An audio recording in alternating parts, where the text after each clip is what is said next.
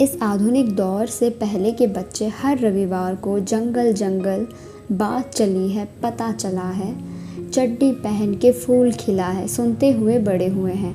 ये cartoon Mowgli का गीत था जो उस दौर के बच्चों को खूब पसंद था। जैसा कि हम सब जानते हैं, मोगली एक ऐसे बच्चे की कहानी थी जो अपने माता पिता से बिछड़ने के बाद भेड़ियों के बीच बड़ा हुआ और उनकी तरह ही बन गया। ये कार्टून आधारित था रुडयार्ड किपलिंग द्वारा 1894 में प्रकाशित हुई प्रसिद्ध द जंगल बुक पर। इसके बाद 1967 में इस किताब पर फिल्म भी बनी। बेशक भेड़ियों के साथ बड़े हुए लड़के की कहानी एक अंग्रेज लेखक ने लिखी थी, लेकिन ये कहानी वास्तव में एक भारतीय व्यक्ति के जीवन से हूबहू मेल खाती है। बहुत सी रिपोर्ट्स में यह दावा किया गया है कि रुडयार्ड किपलिंग को उनकी प्रसिद्ध जंगल बुक के लिए प्रेरणा इसी भारतीय शख्स से मिली थी।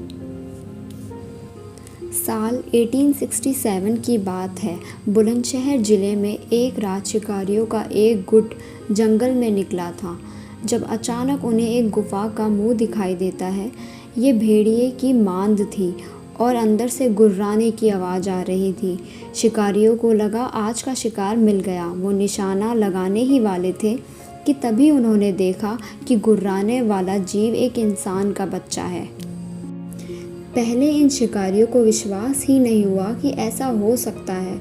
वह एक बच्चे को अपने चारों अंगों पर भेड़ियों के झुंड के आगे दौड़ता देख हैरान थे।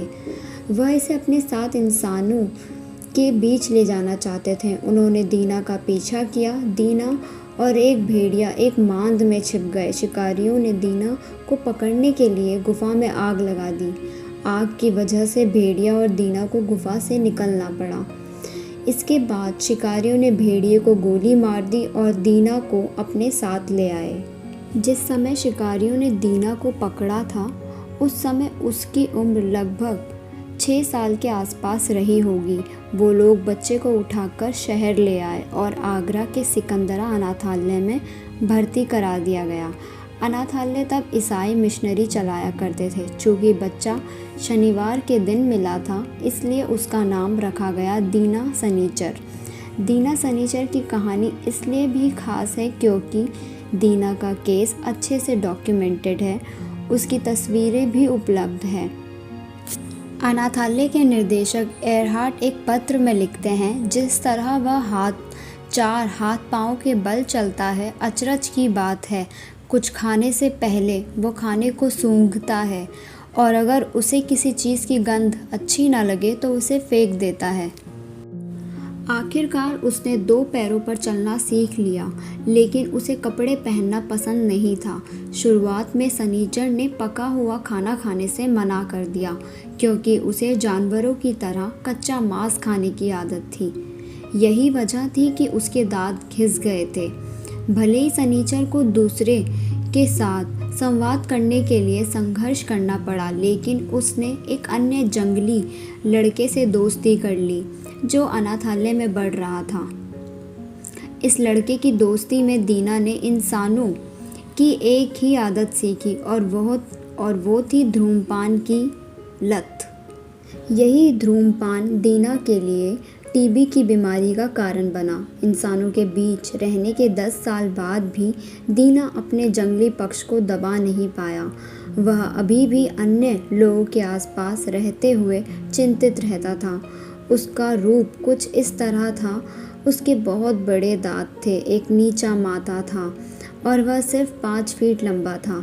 आखिरकार 1895 में केवल 29 वर्ष की उम्र में दीना सनीचर टीबी के कारण अपनी दुनिया को अलविदा कह गया। जंगली जानवरों द्वारा उठाए गए जंगली बच्चों की कहानियों ने कई लेखकों को प्रेरित किया है, जिनमें से सबसे प्रसिद्ध रुडयार्ड किपलिंग हुई। जंगली लड़के के मिलने के 20 साल बाद किपलिंग ने 1894 में द जंगल बुक लिखी। कहा जाता है इस किताब का मुख्य पात्र मोगली सनीचर की कहानी से बहुत प्रेरित था।